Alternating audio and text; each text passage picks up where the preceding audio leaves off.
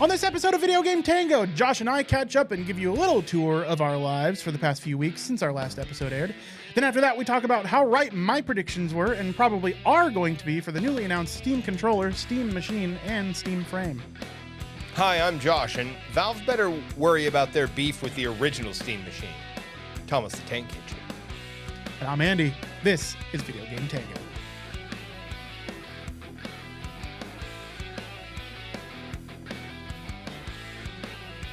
Hey, everybody. We are back. Well, most of us are. 2/3 of us are back. Yes. All right. So just we know we've been gone. It's been like a month, I think, maybe 5 weeks. So it all started with my ding dong. As many things do here at DGT. Yeah, it's very true. Noodle-like strands. So I, for the first time, which I have always been terrified of this happening, by the way, terrified of it. Especially, we were talking about Deadwood earlier, especially since I watched Al Swearingen pass a kidney stone on Deadwood. Yeah. I have been terrified that that's going to happen sometime in my life. So you took the method actor route? Yeah, I totally did. Absolutely. Yeah, I pulled a Christian Bale and made it as, like, I went all out.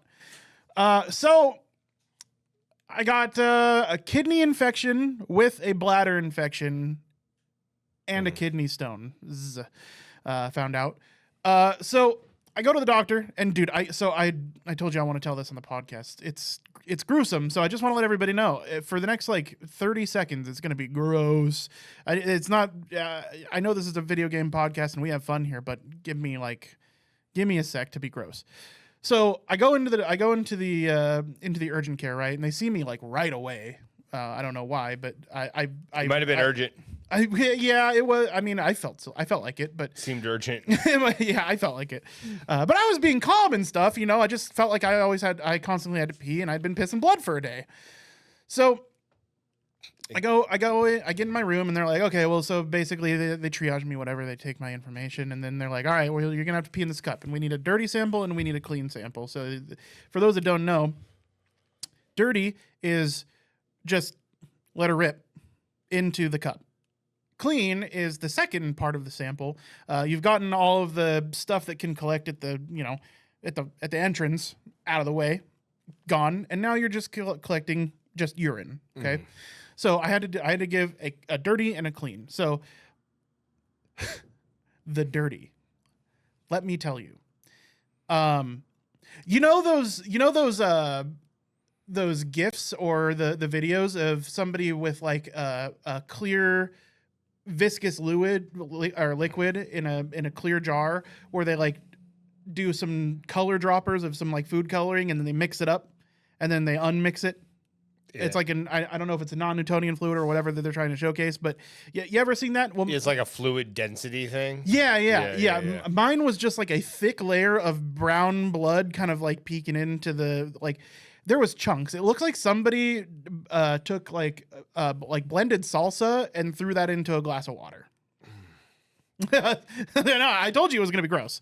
The next one's just urine. That's too gross. But the unfortunate thing is when you have infections and stuff like that, it reeks. It smells horrid. I felt so sorry for the people that had to hold my pee. But I heard the nurse talking about it. Like you put it in this tray and you push the tray through and it's inside of the wall. Yes. I'm so sorry. Yeah. If you're currently sipping a hot beverage, sorry. Nevison's chat says I picked the wrong time to drink hot tea. Yes. But you put it in this like privacy thing. Like there's like the bank contraption where you go to the window and they give you your cash and they accept. Yeah. Where ka-chunk thing. Yeah. Kind of like that. But so she's like, okay, you can go back to your room. Well, I go back to my room and I did not have any instructions on whether I should close the door or not. Right. And I'm like, I'll just leave it open because I don't care. So I go sit down, I leave it open, and I hear her talking to the other people at like the nurses station about my pee, and they are horrified, especially because of the amount of blood. Horrified. I was not convinced that I did not pass a kidney stone at that moment because that's what I figured was going on. Well, anyways, Long story short, I go through imaging. There's worry about cancer, apparently. It was a whole thing. But turns out that I just had, I mean, I say just, but it was like some of the worst pain I've ever felt in my life. Burning, stinging, all the different kinds of pains. Well, pain level 9.5, you know. I had to expel the demons. I had a couple spiky bits inside my bits. Had to get them out. Last one, I'm pretty sure, hopefully, came out because I'm not feeling any of the pressure anymore, and none of the burning sensation. Like nothing. I'm not. I kind of hurt. Some remnants of the goings on. You know, a little pain there. Ghosts of kidney stones past. Exactly. Ooh, that works on a lot of levels. Sorry. Yes. But I'm pretty sure I passed the last one yesterday morning. So Tuesday morning was an awful morning. But by the evening, I was generally fine, not terribly worse for wear. It's good to go. But that has been the last 4 weeks of my life is intense bouts of pain and terribleness. So there's that. I mean, it seems kind of like a hard thing to sit down for like a block of like hours of recording. Oh yeah. Well, to be honest, we get it. Over the weeks, I like you with what I don't know what was making it happen, whether it was the kidney infection, the bladder infection, or the kidney stones, but from what I've read, all of them make you feel like you have to pee all the time. And I felt like I had to pee all the time. Not only did I feel like I had to pee all the time, I felt like I was peeing all the time. Like there was almost no difference in feeling between actually taking a leak and not. Like almost no difference in feeling. So it's almost like it was on a straight trip through as much as it could be. As much as it could be, I think. So I've been kind of miserable. We almost shot an episode last week. We almost jumped in, but felt kind of ill prepared, not in the groove of things. So, and even though we're one short, Nick isn't here this week. It's just Josh and I. We don't know what happened to him. We sent a text. No, he actually got back to me just a few minutes ago. So, but yeah, he's not going to be joining us tonight. So, just the two of us this week. We wanted to put something out, right? Mm-hmm. And there's actually some news happening. As it turns out. There's always news, but it's like sad things like GTA 6 being delayed and then Rockstar laying off employees. And, guess what? They're remaking Fallout 4. Right. It's sad news. So before we get into that, like, what have you been up to? Because, like, it's been weeks. So it has. I mean, I've seen you like multiple times a week. It has been weeks. So I am currently on my own. It's much like having a wiener diamond, but in the economic sense. I am looking for a job. A paying 9 to 5. Things unfortunately didn't work out at my last job. I kind of paid out, and it had a natural disaster. So it's none of this is your fault. It's not like you were fired. You were let go because you can no longer operate because of a natural disaster. Yeah. So so I've been on that odyssey, just trying to find a job because most places want to pay me less to work harder. Yeah. And I weirdly, that's a tough sell. Sure. So going through that. In a more positive personal note, I am dating a really awesome lady. She's awesome enough to even listen to us wax poetically about nerd shit. So, that's going pretty well. Yeah. I had a really fun Halloween, actually. Spent it with her. I had 2 costumes. That's how into Halloween I was. I was both a gremlin and a lady baseballer. Now, the Georgia Peach? Yes. Yeah. Yes. They were repeat costumes because but you didn't do the Georgia Peach on the podcast, did you? I don't think it was on the cast. No, that was just for me out drinking one year. But I had to recycle costumes because, unemployed. Yeah. So, Yeah. costumes are expensive. Well, and then I don't know if we've had a podcast since we went. I think we've had one. We did do. We went to a concert. Yeah, that was a crazy amount of fun. Yeah, we went to go see. So they opened with Dead Poet Society, and then next was Asking Alexandria, and then Chevelle, my number one favorite band of all time, with their new album tour, 10th studio album. Bright as Blasphemy. I've been listening to Chevelle nonstop. Dude, let me. I'll bring it up here, and I'll have you describe what I'm looking at. But yeah, I think we had a blast. For me, it was transcendent. Like, it is the peak of all things that I kind of want to do. And like Pete Leffler, the lead singer / guitarist for the band, he is my inspiration to start learning the guitar. Something that I've meant to do for a long time. Like, I've wanted to do it since I was in my teens, but I finally pulled the trigger. It's time to be creative. So I'm learning how to play the guitar. I got myself an electric guitar. It's been uncomfortable to play with all of the goings on. Sure. But I'm still learning, and I'm having a lot of fun doing it. But that concert was just a fucking blast, man. I'm so happy I got to go with you and Mike and spend the day just jamming out to awesome rock music. Top five day of summer. Yeah, for real. No, and the Dead Poet Society, man, that was kind of crazy. Yeah. One of the band members, I guess, had a seizure or some kind of accident with his seizure. Yeah, and had to be taken to the hospital.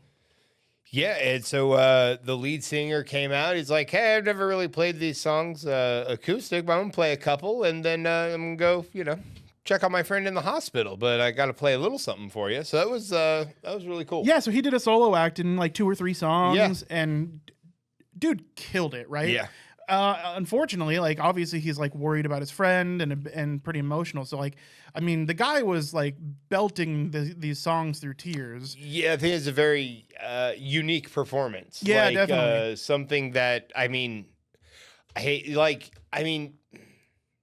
you never hope for it or something, but in the moment you really like appreciate, especially the sacrifice that he made to stay there to entertain the fans. So, and that's like, again, a unique experience. Like, no one else on tour got the emotion in that song. Right, yeah. Like, so yeah, it was good. Literally, like playing out of trauma, and he was fine. And he ended up being fine. He wanted to be, being fine and everything. Turns out it's a condition that is going to have to be medicated for, and it's just, they found out recently that it was happening. He had his first seizure earlier in the tour, and then had another one. So something that needs to be treated, but something that is treatable, and that they're working on. So he is okay. He is I've learned since that he's okay.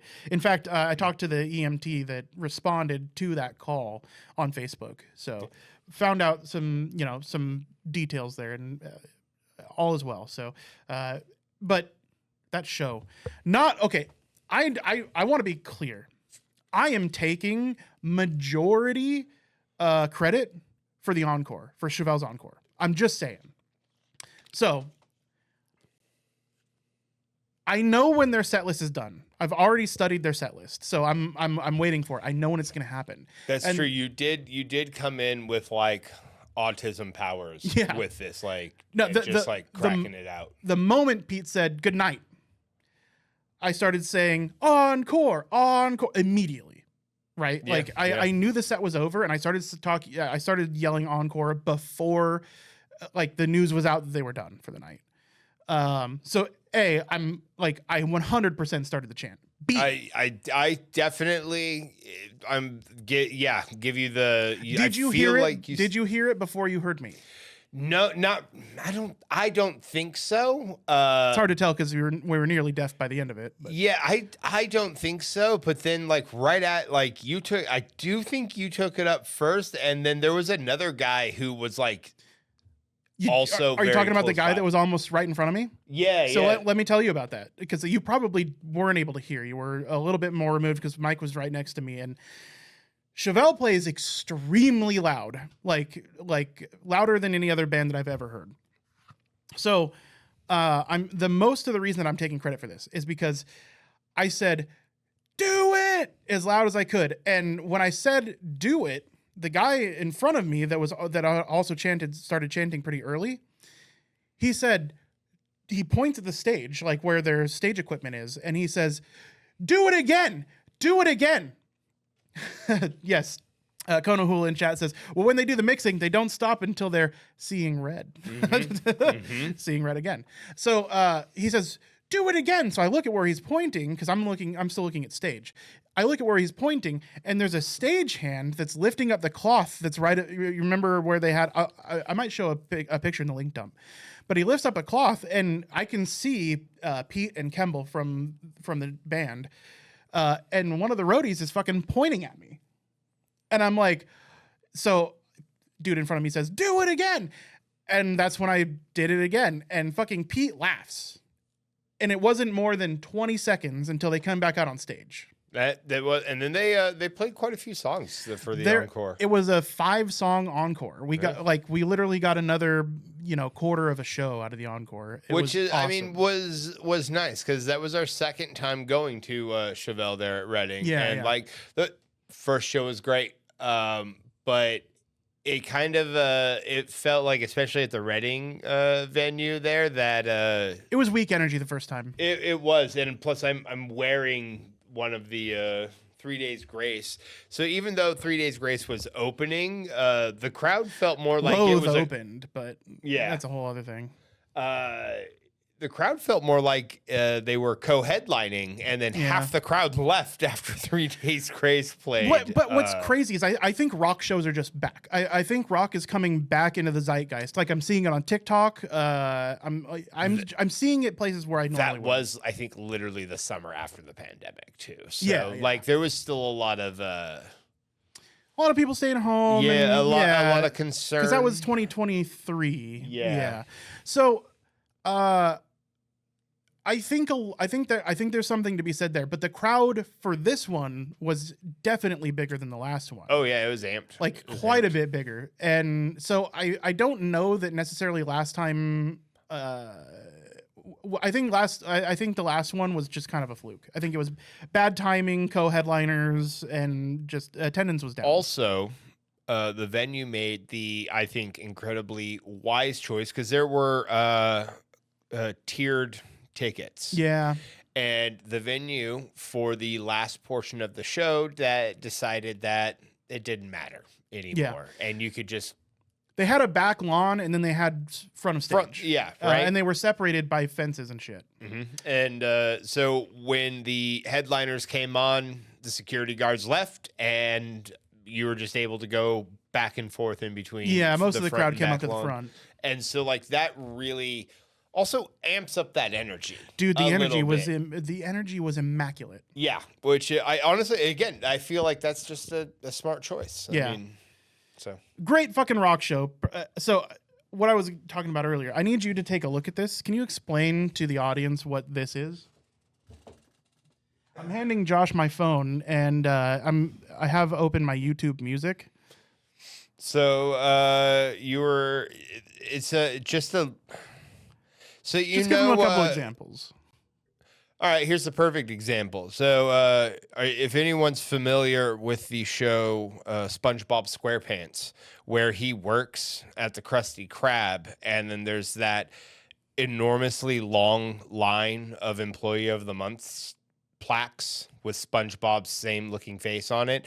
That's what this is. It is a page and a half of top listener of Chevelle awards, like being in the point percentage, like the 0.26 or 0.7 or 0.03. Like, I think it was August, but 0.01. I was in the 0.01% category of Chevelle listeners. Yeah, like that's yeah. I mean, what? My favorite fucking band. That's not to say that I don't listen to other music. I listen to music all the time. But those are the clips that give off the same energy. It's this page and a half of badges, and then of course the SpongeBob wall. They're the only badges that I have, which is weird because I listened. There's only 1 month this year that I was not a top listener. So in January, I was top 0.25%, then 0.75 He's for demanding February, a recount right now. then 0.25 I am for for April, and then I missed March. For some reason I wasn't there, and I do demand a recount. So it was in June of this year that I was in the 0.01% of the audience of 3 million people that had tuned in to Chevelle that month. So. Favorite band. I fucking love those guys. They've been my favorite band since like 2000, 99, somewhere in there. I mean, some people do drugs. Andy listens to Chevelle. It's true. Like I said, they're just in every playlist. I can't have a playlist without them. It's weird. Even my EDM playlist, I have some of their songs in my EDM playlist. Like I have non-genre specific songs from Chevelle in genre specific playlists. So well, I mean, we did listen to them for like 12 hours. We did. Yeah, we we listened to them all the way to Reading, which is about for us, it's a 3-hour drive. Well, I mean, stop, pee. Yeah, we were hanging out, having fun. Yeah, we have fun here. We do. And then the show, obviously, which was about probably close to 2-hour show from them. Good length, yeah. Yeah, a little over an hour and a half, probably. And then all the way back, with the exception of we listened to an album from In Flames as well. But yeah, it was a Chevelle day for sure. Came back with our merch. It's fucking great shirt. Great shirt.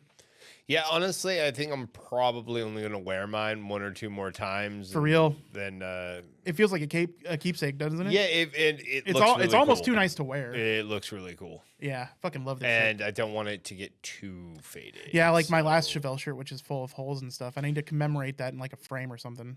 Yeah. Anywho, we're a video game podcast. And we do have video game things to talk about. We do. Now, guys, it's gonna feel a lot like we are sponsored by Valve. Now, I mean, fingers crossed. It's never happening, buddy. Yeah, it's never happening. But like, I mean, that would be amazing. But we're not sponsored by them. But they. I mean, is it a metric fuck ton? Is that a legitimate like a Costco measurement, right? Like, I think metric fuck ton only exists in the metric scale. So okay, we don't use it here. Yeah, so it's like an oil drum of information. That we know here in America. Yeah, we're not gonna get too in the weeds on it. We're not Gamers Nexus. We did watch the Gamers Nexus video all of the announcements, but we're not gonna get that granular. And sorry, Nevis in chat. No, we did not drive there in a Chevelle. If fucking only. I mean, we'll rent one next year, I guess, probably. My favorite. So one of the reasons I started listening to Chevelle, well, it was an accident, but one of the reasons it stuck is my favorite car is the 1970 Chevelle Super Sport, the fastback. So honestly, he like by force of will, it became his favorite band. It just so happens. That's just his favorite word. It kind of is my favorite word. The unfortunate thing is like Siri doesn't know that word. Like the iPhone does not autocorrect Chevelle. It always says champion, which is also kind of cool. Going back to video game stuff. Video games. Valve had a big announcement today.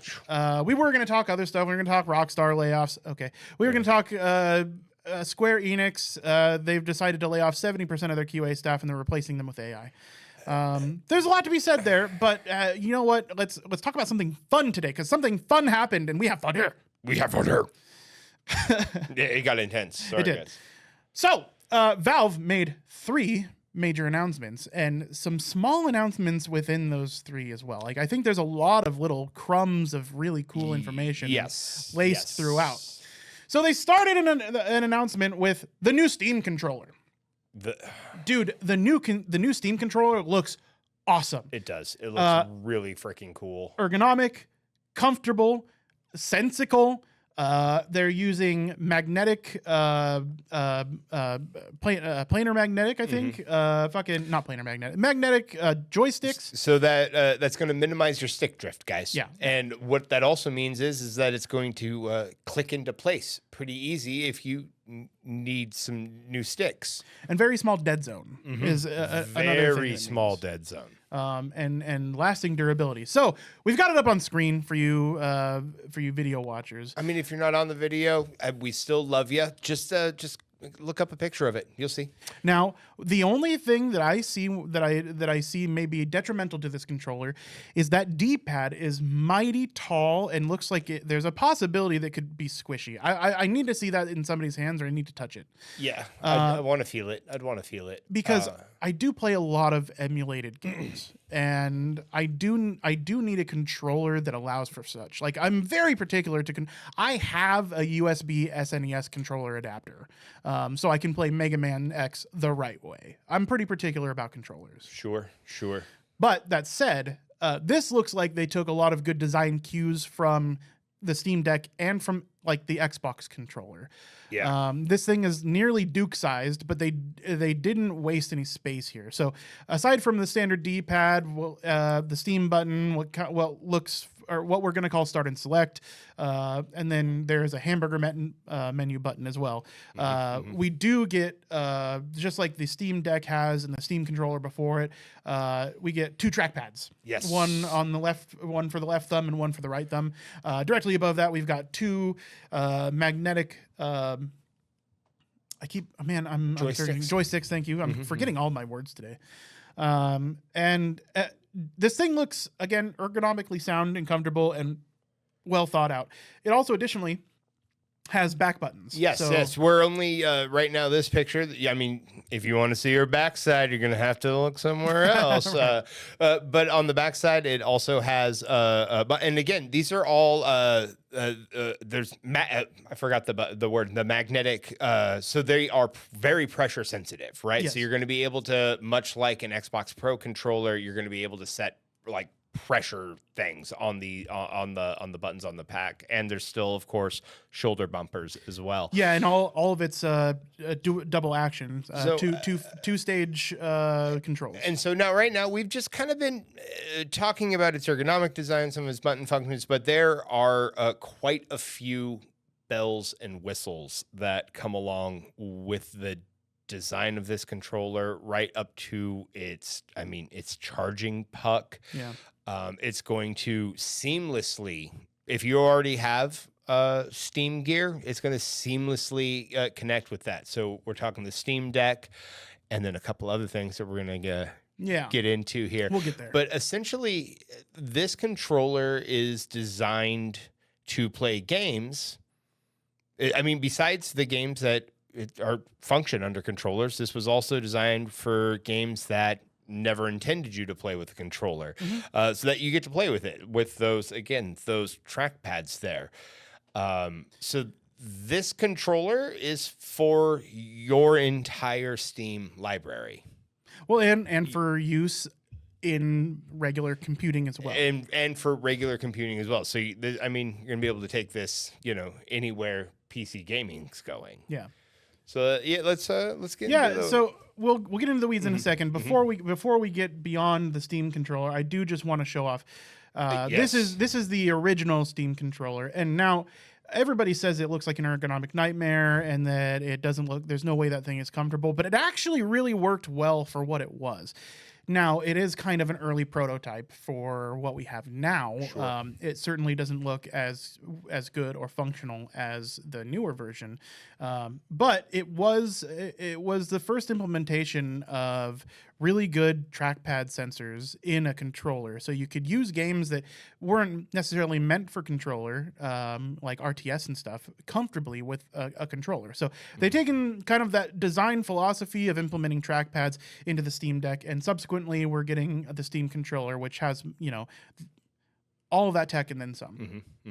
It's going to have a 30-hour plus life. 30-hour lithium-ion battery. Right, and then it's magnetic puck that is such a ingenious design. So much like we all have controllers to plug into the back of our PC, works, keep it charged, keep it powered, right? So the puck plugs in there. And it's just a little magnetic thing that you have plugged in. You literally just place your controller on it, sticks. It's essentially a really small dock. Yeah. Yeah. It's just a really small and discreet dock. Which I know there are other controller brands that have made similar types of things. Like there are just controller docks out there. Absolutely. For sure. Just to keep it simple. However, this one is really nicely designed. It's magnetic, so if you just slide your Steam controller over the top of it, it latches automatically. It's basically the thing that we're trying to convey here is it does seem like it was extremely well thought through, right? That I think that's the culmination of all the ideas here. And it's that seamless wired to wireless that is just convenient. And again, you're saying what? Wireless. Well, what about delay time? Well, that's nobody says wireless anymore. Yeah, that's true. Yeah, but we're at the point where wireless is just as good. And then with the whole 6 megahertz in uninterrupted band that these guys are using, because I think that's something else. That's something else. The Steam controller had it too. No, the controller is 2.4 gigahertz. Okay. Controller is 2.4 gigahertz. What you're thinking of is still later. Just in that standard range. Now, this controller is going to be extra good at controlling your brand new Steam machine. I don't know if you know, Josh. I don't know if you were as into gaming during this period, but there was a Steam machine previously. I am culturally aware of it. Now, what I believe one of the key differences is between that Steam machine and this new beauty that we're looking at here is that was done by third-party manufacturers mostly, right? It was. And now Valve and their hardware, I trust. Third-party manufacturers. I mean, if you're getting the Mad Cat Steam machine, so it wasn't that bad. But, I know, but the most popular one was made by Alienware, newly acquired by Dell at the time, and the specs were crazy, but the things were always they were using off the shelf parts. That was their biggest problem. So cost, they were not cost effective. They were more expensive than most computers you would part yourself. Was the major problem they had.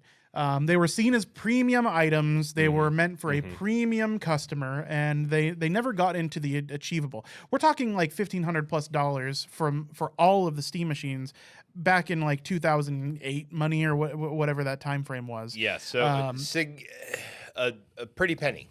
So it never took off. Not only that, but they were just bog standard PCs, small form factor PCs, which at the time, we didn't have nearly as efficient processors and co-processors and GPUs that we have now. That is very true. Heat dissipation was a major problem in small form factor PCs. Not only that, but SFF is what I'm going to call it because that's what it's denoted as.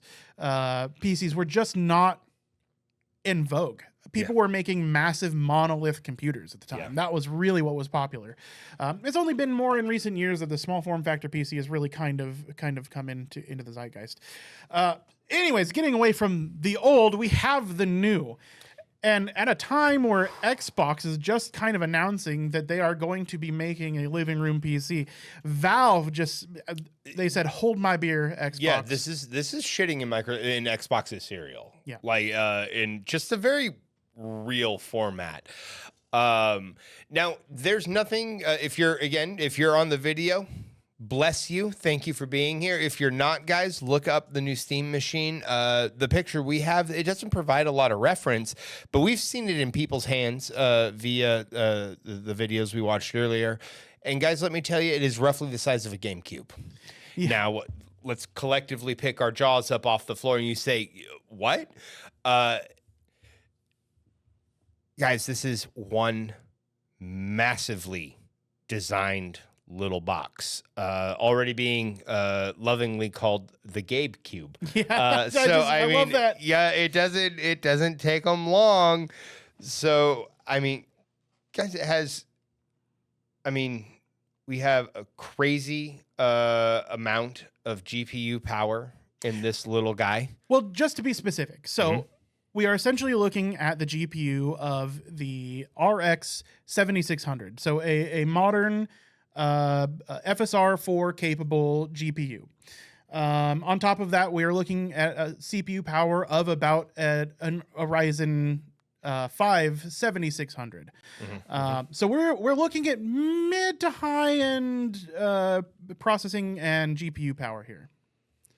So just to give you an idea of the power that we're talking about, we're talking about 16 gigabytes of dedicated DRAM, 8 gigabytes of dedicated VRAM, the ability to push 1440p, 60 FPS in the living room. Like in the living room. Yeah, and they're saying that generally speaking, that's what they're targeting with this setup here. So there's a few things that I want to talk about additionally beside the hardware, but for now, let's just go through some of the specs. So we went through the CPU, GPU. Now this is a custom system on a chip, so they're not directly representative of what you would get off the shelf parts, right? That would require too much cooling, too much cost. And again, with this small little box, cooling was a very important element in it. In fact, they built the rest of it around the fan, the exhaust fan, because like they said in the video, the laws of thermodynamics do not change. And if we keep those in mind, that's what they're building towards. Yeah, so I highly recommend going and watching the Gamers Nexus video on the announcement of this hardware, because specifically the Steam machine, they talked to the engineers about how they engineered it and what the specs were. So I highly recommend going and watching it. It's probably the best overview. You get to see the inside of the machine, like the fin stack and everything included. So I mean, I do recommend checking that out. It's pretty cool. It was a very cool video to watch. So, I mean, 16 gigs of DDR5 RAM, and that's where, again, we all collectively, because I mean, if you're following that, you know what those prices be looking like these days. Yeah. So that's rough. Storage, you're gonna have two options. 512 gigabytes. Ooh. That seems a little, but then there's 2 terabytes. But the wonderful thing about Steam, and they keep their promises so far, is that they always are going to have some micro SD slots for you. Well, it's not just micro SD slots for expansion. I'll deep dive into that, or dive deeper into that. So, micro SD card slot on the front, USB 3A, two USB 3As, then an indicator LED and a power button on the front. In the back, USB-C, USB 2A, 2 of those ports, Ethernet. They don't specify what Ethernet standard it is. 1 gig, it looks like, or 1 GB. Yeah, so a gigabit Ethernet, AC power connector, HDMI, and DisplayPort, which is really nice to see. Yes. Considering that they are targeting a living room audience, it's nice to see that they give the option for DisplayPort for those of us using monitors. That's really nice, especially in today's climate where people are just opting to use monitors instead of PCs, even for their console gaming. It's nice to see that. Yes, because honestly, like that refresh rate, it's just hard to get that in a TV and keep it in a reasonable realm. Yeah. So I do want to bring up the storage issue. So the micro SD card slot in front is, and this will be a theme throughout what we're talking about here tonight. The micro SD card slot is able to take the micro SD card from your Steam Deck, if you currently have one, and automatically recognize your games and add them to your library. So you can literally swap from your Steam Deck to your Steam machine to your other thing that we'll talk about here just a little bit. And your games follow the SD card. So that's really nice for expandability. It's a relatively affordable option to expand. Eat your heart out, Nintendo. Right. But your games are going to be on those. Now, if you need faster speed, you just have to be on NVMe, and you happen to just buy the 512 gigabyte model of the Steam machine, it is upgradable. So you are able to take off the rear plate, and it is a modular standard PCIe 4, or I think it's 5 NVMe drive. So you are able to swap that. You do have to kind of make sure that the one that you're buying meets the qualifications for speed, just like you do with the PS5. So there's probably going to be some kind of Steam verified. We actually talked about the patents and all of the marketing and labeling that Steam put out in a previous episode. But there will be Valve Steam verified parts out in the ether. So you will be able to see like a logo on there that will dictate that it can slot straight into your device. But yeah, that means your whole big fat Steam library is on your TV potentially, or if your monitor, if you want to. The theme here is customizability and availability, right? You're kind of able to do whatever you want. You can plug it into a monitor, you can plug it into a TV. You can use a keyboard and mouse. It's got plenty of peripheral expansion availability.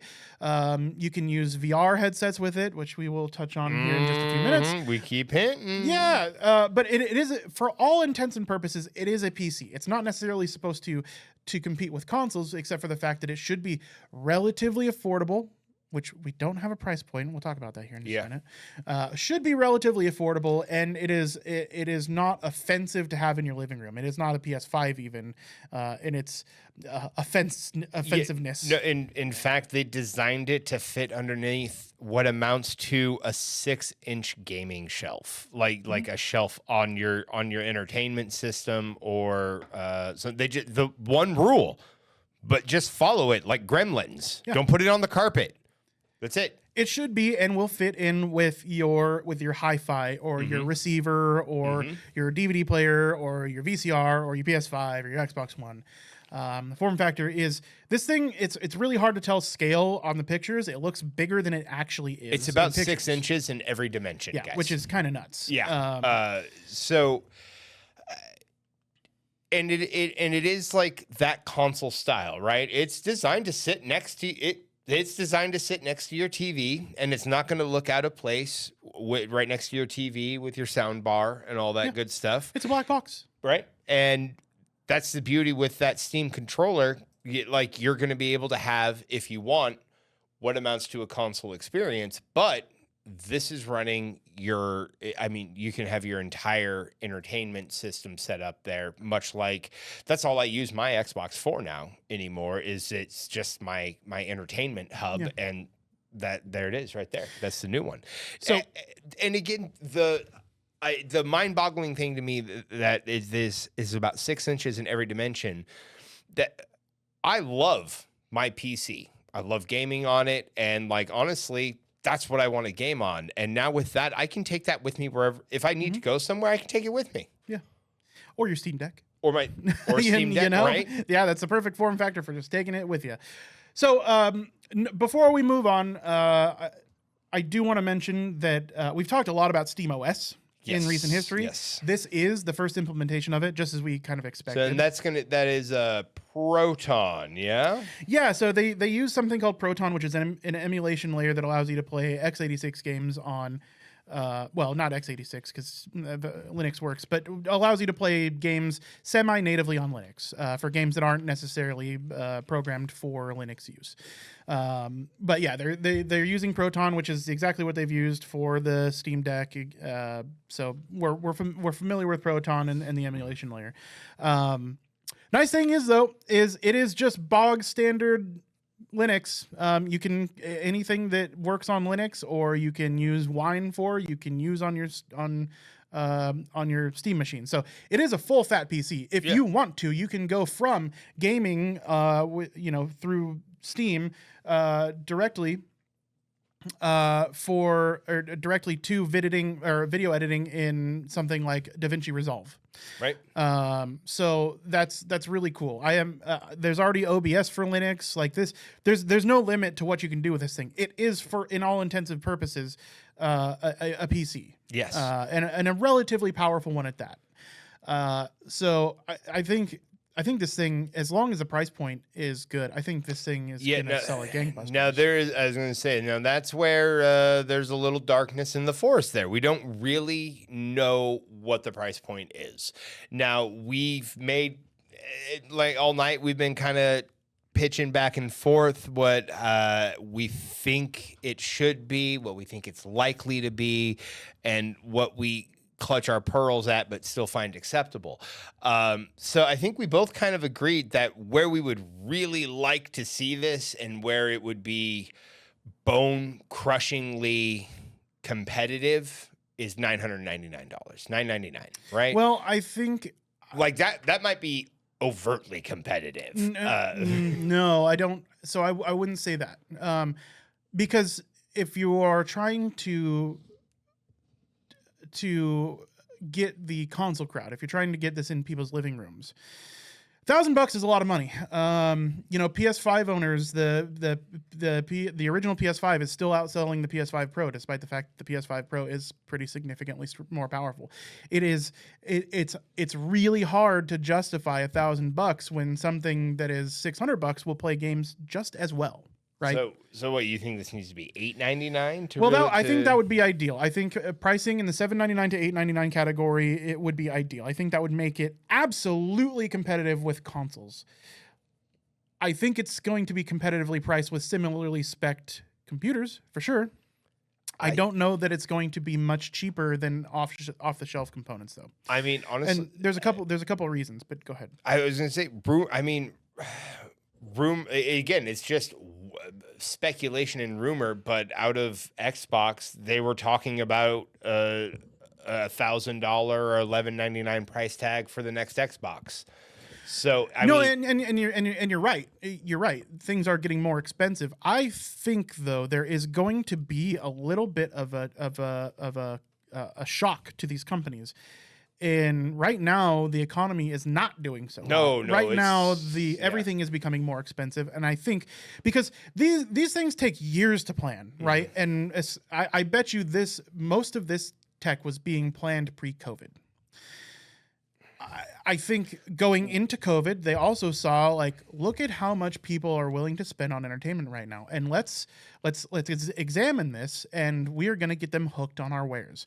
Now, I think the gaming industry as a whole is having to react in a violent way the other way: layoffs, disappointments, cutting game studios, etc., trimming tons and tons and tons of overhead because they did not anticipate not only how sharply the demand would decrease, but also what's going on in the economy right now. Yeah. And we're talking a worldwide economy, right? It's not just the US being impacted. It's worldwide. Well, yeah, I mean, that's kind of what happens when the Beverly Hills girl doesn't hit Rodeo Drive. Suddenly all the shops there are like, what? I mean, where's all the stuff? No, where's everyone? Who's buying stuff? We're not making stuff. The stuff's sitting here on. The thing is, we're already seeing fast food restaurants, which are nearly recession-proof, talking about how dangerous at a time it is to be. McDonald's is talking about massive revenue loss. They're talking about half of their normal customer base. Yeah, they're actually thinking bringing value back to the value menu. Right. And they're talking about reformulating their food so they can meet price points that are expected by their customers. I don't know that $1,000 price point is going to cut it. Now, I think there will absolutely be people that buy it. I do. I think we are the target audience, right? I just don't know that releasing it at this time for most people, I don't know that it's necessarily going to be compelling. I think for a long time going forward, people will be absolutely happy with what they have right now because not only is everything increasing in price, in the technology space, thanks to AI, some of it is doubling in price. Yeah. DRAM prices over the last 30 days have gone up over 100%. Yeah. We're looking at double the cost for DDR5 than we were 30 days ago. Yeah. And we see there is no end in sight for that. No. DRAM is only becoming the demand for it is only increasing exponentially as AI becomes implemented everywhere, and AI is being used by everyone. So honestly, we kind of saw this with blockchain and crypto mining. We did. Right? How graphics cards went up exponentially. Yeah, exactly. Right. And they never came down. And then they never came. Now availability's there, but the price never came down. Oh, I mean, availability's there after a year post launch. Right. I mean, but for a hot second there, it was. I mean, that was you found a vein of gold if you had some graphics cards to sell, right? It took. I mean, I was in that line for my 5080, right? Right. It took. I got it quickly, but it's because I put a lot of fucking work into it. And so now we're seeing that same surge here in the DRAM. Yeah. Well, except for massively more. I mean, every company is investing in AI. And like that's the thing is like where kind of. I mean, fucking the blockchain's old technology. Like that, like what cryptocurrency is based on is old technology. Well, and they're not even using GPUs. You can't compare the two things. They are very different now. AI is hitting a vertical wall of growth. Fortune 500 companies were not building Bitcoin farms. It was regular people that were doing it, right? Exactly. Or cooperatives of people that were doing it. In this case, every Fortune 500 company, and I mean every company is trying to use AI. Not only every company, but every person is like, we have AI integrated into our phones now. Siri comes with the ability to use ChatGPT for search for free. There's college professors who are just saying, please don't make it obvious. I know you're going to. Right. Everyone's going to just try a little bit. Sora 2 is huge. I mean, it's honestly Sora 2 is like taking its shot at ruining reality. But let's just talk about the cost impact though. Yeah. The amount of RAM it takes. The RAM is like the most important part of the equation to generative AI. And everybody needs as much of it as they possibly can get their hands on. So we are watching multi-trillion-dollar companies ordering more than what is available. Like we are talking about, like, it is possible that DRAM is not going to be attainable because Samsung, SK Hynix, and I forget there's a third manufacturer of RAM. But there are 3 major manufacturers of RAM. Your graphics card needs RAM. Your CPU needs RAM. Your motherboard, you need RAM just to run, for compute. Your Steam Deck needs it. Every electronic device you use, your TV requires dedicated RAM. Yeah. All of the major appliances are getting smart features. Yep. You add on top of that the demand that AI and its exponential growth and need, and you're looking at a severe drought. We are looking at like 10x the demand versus supply. It is possible that it will be difficult to attain RAM if you aren't Apple or if you aren't Nvidia soon. Yeah. Because they can't scale to meet the demand. That is an impossibility right now. And SK Hynix and Samsung are coming out and saying such. Like, we do not have the supply. We do not have the means to produce enough DRAM for the need. That's how Apple finally brings down Samsung. No, Samsung's is profiting off of them like hand over fist. So just choke them with money. The point here is I don't know that they can make that console any more affordable than $1,000, even with subsidizing via Steam. Yeah, right. Yeah, because that's the idea. That's how they can. That's how we think, instead of like, the Xbox Elite controller is what, a $200 controller, $180 controller. We imagine that Steam controller is going to be between $80 to $120. Yeah, possibly more. More. It's very possible. PS5 controllers, I think they retail for $100 or $120. Yeah. So it kind of depends on how inexpensive they were able to make it. And right now, developing this stuff is more expensive than it ever has been. So I don't know that they can price it less than $999. I'd be surprised if they were able to get less than $999.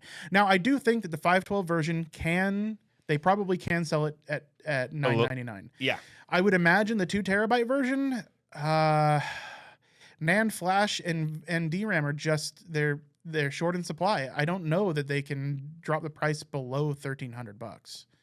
I think probably for 2 terabytes, you're probably looking. I was thinking between $11 and $12.99. I mean, like that. You're looking at having to pay Apple money. Like anybody who has ever bought a MacBook Pro knows that to get the 16 gigabyte version instead of the 8 gigabyte version, which I guess they don't do an 8 gig version anymore, but that extra 8 gigs of RAM was like $250. RAM has never been that expensive. Well, I can't say never, but it hasn't been that expensive in a very long time. Yeah. I feel like you're going to be paying like extremely premium prices for standard gear. And I'm talking about the expense of Valve. right? Yeah. I don't know that they can make money for price points less than that. I mean, you're kind of right. Like when you're laying it out in black and white terms of demand is exceeding what supply is capable of. Like it's not even the supply, but what we're capable of even producing at the scale that it's at now. That's weird. That's strange. The demand is insane. We had a surplus. RAM had never been cheaper than like last year, and it's been going up slowly but steadily. And we're now at a point where, like, if you compare prices from last year, we're like at 150%, right? Like we've seen a massive jump in the last 30 days, but this hasn't been without warning. So I don't know that they are necessarily competitive with the consoles at that price, is what I'm saying. Yeah. I think there will be a lot of people that are happy with the console that they have and won't necessarily pay more. Now, for people that are looking at PC upgrades coming soon, or people that are looking for an easy, simple solution for PC gaming, I think a lot of the kids that are like really wanting to get into PC gaming from their console for the superior experience, for Discord, and for the social aspects that are allowed by a PC, I think $999 is a good price point for mom and dad to pick that up. Yes, at least some households. For my first PC, I mean, like my first good PC, like with some chutzpah to it, I think $999 is not a bad price point. No, and I think based on the spec we're seeing, even at $999, it is a good performer. Like there is no, and at $1299, you are looking at a high mid-ranged PC for high mid-ranged cost, at least starting cost for mid to high range. $1,200 is not an unreasonable amount of money to spend on a relatively entry level PC. This is probably going to be better than what you could get off. I was going to say off the shelf parts. I was going to say I don't think like you might be able to build one a little cheaper than what they're going to be selling for, but not by enough. Not without doing the legwork. Yeah, probably not.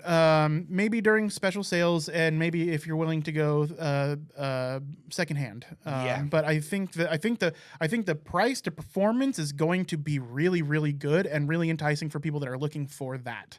I don't think it's going to be replacing consoles anytime soon, and I don't think it's going to be replacing your beefy gaming rig at home. Like this thing is going to perform about on par with what you're running right now, maybe even a little bit faster. But not by much. And I'd say not. You could not. It'd be hard for you to justify spending $1,000 or more on this thing when it's going to be nearly equivalent to what you already have, right? This thing isn't going to be blowing anybody out of the water. But for those that are looking to get into the PC side of things, I think it's a great choice. I think Linux has never been more popular than it is now. PewDiePie is using Linux. I mean that dude is like the Pope of Linux right now. Linux has never been more popular. It's never been more usable. It's never been better. Is it more open, approachable, exactly? Yeah. I mean, we are getting to the point where you can install the ISO to a USB and it goes through an installer, and you don't have to know any command line code. You're not typing in terminal. You can install it using a full GUI, and it's becoming really, really approachable. Anyways, I think enough said on the Steam machine. I'm sure there's going to be more coming down the road. We'll talk about that at a later point. I think we hit all the major plots there, though. Absolutely. Because we have one more piece of hardware to talk about, and it's kind of a doozy. It's honestly might be the most exciting of the bunch. So, Steam Frame. This is Deckard. We've talked about Deckard previously. We've talked about all of this hardware recently. We've even shown the mock-ups, and it turns out that all of it was true. So this thing looks phenomenal. And now we don't have pricing on this, and I have my hints here in my brain about pricing. But this looks like an extraordinarily well thought through VR headset. Are you ready, Player One? Because it's coming for you. Yeah. So the you think of a headset as one piece, but this one kind of docks in itself, and it's really hard to explain without some kind of visual representation of it. But where the lenses are installed into, actually snaps into the headset. Yeah. This is a removable thing, so modular. It is very possible that this thing has upgrades coming down the road. Before we get speculative, I guess, let's talk about the machine itself. So, 2140 by 2140 aspect resolution, full eye aspect ratio. You shouldn't be able to look and see anywhere off screen, with the exception of when there is no more screen left to be had. It's got a magnetic face gasket that's getting relatively popular and pretty normal in VR hardware. It's got a proximity sensor for your face, so it's much easier to focus. They are talking about implementing prescription lenses at some point. Right now, they don't have those in the plans, but it's very possible they will. Which is wild to me. So put prescription lenses right onto your gaming screens for your headset. That's crazy. There are a few headsets that do that already, but that is a really nice feature. It's nice not having to wear glasses underneath a headset. It's really hard to do. It makes headsets kind of inaccessible to me because I have to wear glasses even with something that close to my face. So it's got multiple cameras on the outside because it is not going to be like the Index, in which it uses satellites for an outward in measurement of space. It's going to be coming from cameras. Now, we watched a couple of videos. Linus Tech Tips did a video and wore that thing for like half a day. And if he's impressed, I'm impressed, because I don't know that there's anybody on, at least that has nearly that presence, that is as critical as he is about VR, especially when it comes to latency. Now he did say in his video that he didn't get to play Beat Saber, but which is usually what he uses to measure latency, because it is a very demanding game. But he was able to play with menus and play with the features. So not only is it going to be VR capable standalone, it's also possible because for somehow in the last few months, they have put Linux on ARM. This is an ARM-based non-x86 processor. So it's got a standalone operating system, its own storage, like onboard storage, and functions much like we're seeing from other competitors, where they've got onboard storage, but this is going to be just Linux operating system on ARM, which is really exciting because there's talk of potential use of Android APK in this Linux operating system, meaning that games that you have already purchased, VR games that you've already potentially purchased on an Android device, would be playable on here. Or you can get the APK, the installer for VR games, put them on a micro SD cards because it's got a micro SD card slot on it, and play games directly from your micro SD card from your Android APKs. Yeah. Not only that, but it's got eye tracking cameras. It uses something called foveated rendering. Now, it doesn't play PC VR games native. You are supposed to stream those from a PC. And this is what you're talking about with the 6 gigahertz. Yep. So there will be a wireless dongle. This is an untethered headset. There will be a wireless dongle that uses 6 gigahertz radio communication to go between it and the headset. There's supposed to be near zero latency. And Linus was at an airport using this. Yeah. Where there's plenty of interference, lots of people around. And he was able to get 50 plus feet away from this dongle. Yeah. Before he started seeing any kind of artifacting or any issue at all. Now, this was still within line of sight of the dongle and the headset, but still, that's a really crazy range, especially for, I mean, you're not going to get that far with the tether. Yeah. And then it's using, and they were even able to use multiple headsets in this 6 megahertz range. Now, it wasn't tested at load, like doing something crazy like playing Battlefield on it, but well, you wouldn't. It's not a VR game. Yeah, right. But it was able to support multiple people using this in the same space without interruption. Yeah, from each other's signals. Really quick, I brought up the term foveated rendering. So yes, like because that sounds like a magic spell, and it kind of is. So basically, because you're going to be streaming games from your PC into this headset, and there's going to be a bandwidth limit because you're using a radio, they're using a technology called foveated rendering, which means that the eye trackers are going to keep track of where your eyes are looking on screen and commit most of the video encoding, because we're not rendering here, use most of the video encoding resources to render as crisply as they can the spot that you're looking at. Right. Instead of your periphery. So it will dull the image in your periphery to dedicate more resources to encoding where your eye is looking at. Now, PSVR already does something, or PSVR 2 already does something similar, but that is native rendering from PlayStation to the headset. So that's not a communications issue. In this case, your full fat gaming PC is rendering that stuff just fine, right? Like you've got your big old graphics card, your big daddy graphics card. But the issue with wireless transmission to headsets has always been an issue of latency. Yeah. In this case, because they're using 6 gigahertz and they're doing the foveated rendering, you shouldn't have latency issues the way they've been previously. Really cool stuff. Not only that, but it can use the 6 gigahertz wireless signal if you have one built into your router.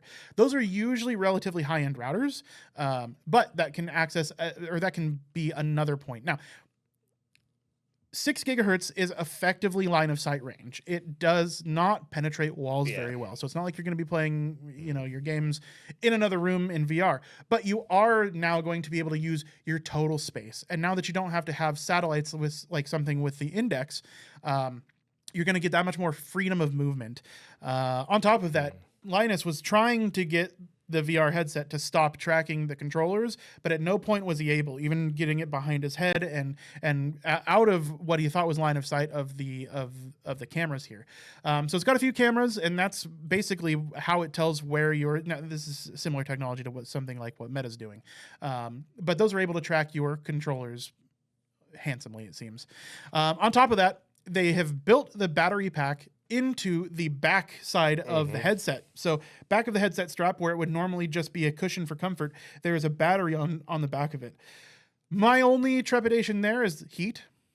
Batteries do get hot. It makes me think that unless there is a good, solid, breathable cushion there, that could get pretty warm. But on top of that, there is USB-C into the battery, not just for charging, but so you can have an external battery source to increase the time that you're using. So you get it's just like the Apple headset. You get 2 sources of battery, thus increasing your battery life as much as you want. Like if you essentially, if you've got multiple battery banks, you can just hot swap those bad boys. So really, really cool. These devices are really, really well thought through. They all work together very well in concert as well. You can use your Steam controller with your Steam frame. You can use your VR headset, your Steam frame with your Steam machine. And they're all very, very natively just compatible with each other. So and this is going to provide you not just access to VR games, obviously, because headset, but your full Steam library. Yeah, right. Because they've worked really hard on making sure that you can use your. Not all headsets do a very good job of essentially projection of a screen. The Apple headset, for what it's worth, does, because it's supposed to be used with like Mac OS. But where others fail to do this, all previews indicate that this is going to be very, very usable as a monitor or a multi-monitor setup, which is dope. I mean, the ability to just watch something theater-sized, screen sized in your view, and play games like that. That's awesome. That's kind of what that's the goal, right? Yeah. At this point, who needs a TV except for multiplayer experience, right? At that point, you just plug in. Yeah, no, this thing, all of this stuff sounds almost too good to be true. I kind of believe Valve though. Yeah, I really do in kind of the whole thing. Well, like the thing is that it's not. I mean, because we've talked about several pieces of hardware, but the beautiful thing is how much they talk to each other. Yeah. So this is actually just kind of a push into this space for them, and that's crazy. And they're trying to shit in everyone's cereal. Yeah, for real, definitely. One last thing before we go. One more. The price. I think we're going to be looking at Index Plus pricing on this bad boy. I think this is going to be in the same price category as the Steam machine is. I think this is going to be very similar. It's going to be $9.99 to $11.99. I think anywhere between $1,000 and $1,200. VR has always been pretty expensive territory to get into. But I mean, honestly, geez, Lou, like you could pair this with your Steam Deck and your Steam controller, and like you could have any style, virtually any style of gaming you want. Yeah, 100%.